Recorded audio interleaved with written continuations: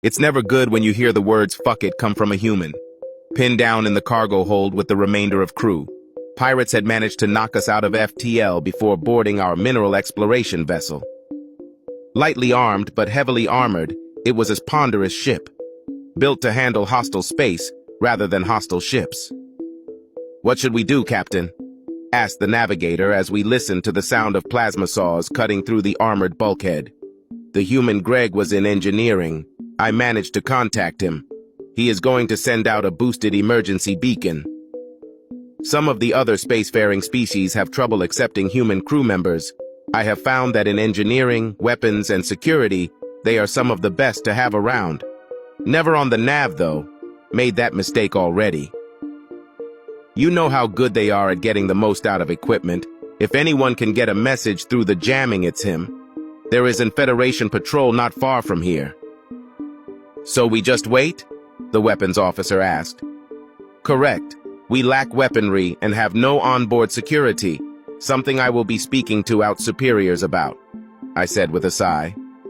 "Even if we wanted to fight back, the most we have is a few plasma lancers for excavating, too big and unwieldy to use without the hard suit."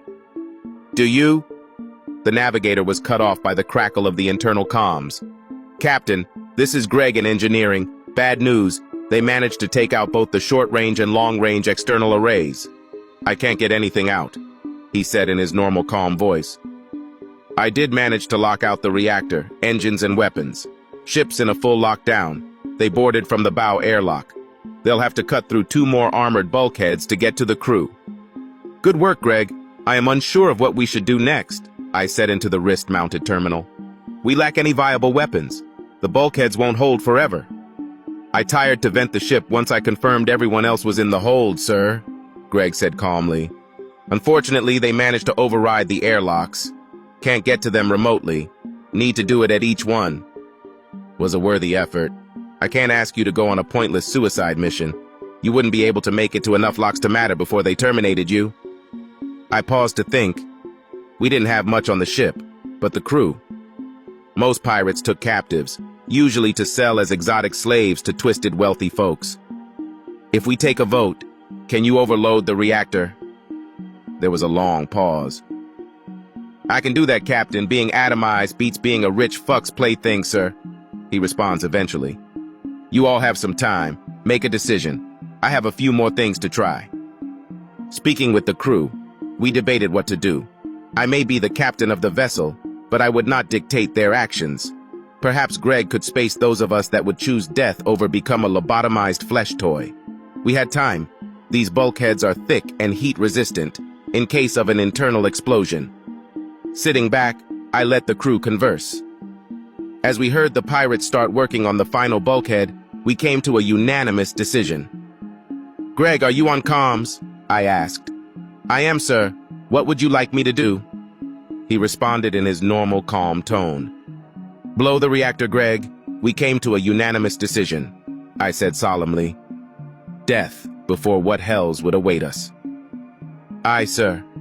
I can do that." "Would you allow me to propose a second plan?" he asked. Affirming, Greg went into detail of what he had been doing while we made a choice. Once I heard his plan, I couldn't help but laugh. "What do you humans say? Fuck it?" I asked once he was done. "Aye, sir. Fuck it," he responded with a snarl in his voice.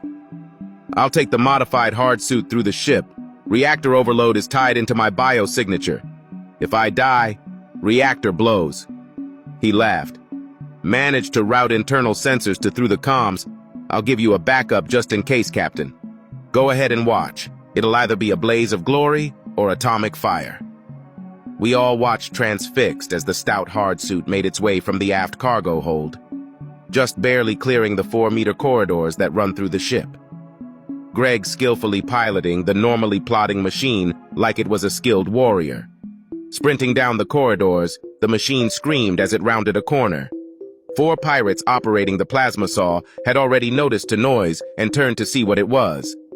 With a concussive roar, Greg fired the plasma lancer. The beam of superheated energy ripped through 2 of them before they even realized they were dead, the last to crush to paste on the door. This is both horrible and fascinating, the science officer said. What's the phrase humans use? Like watching a train wreck? I believe so, I say as I watch the pirates getting destroyed. All the while, Greg's maniacal laughter is being played over the suit's speakers. He had managed to triple the suit's power output, modify the plasma lancers to fire in atmosphere, and reinforced all of the suit's joints and actuators, while we debated whether we wished to become flesh slaves or be atomized. As the last pirate's splattered corpse slid down one of the bulkheads, I made a decision. When we hit the next system, we are putting out a hiring notice. We need more Gregs.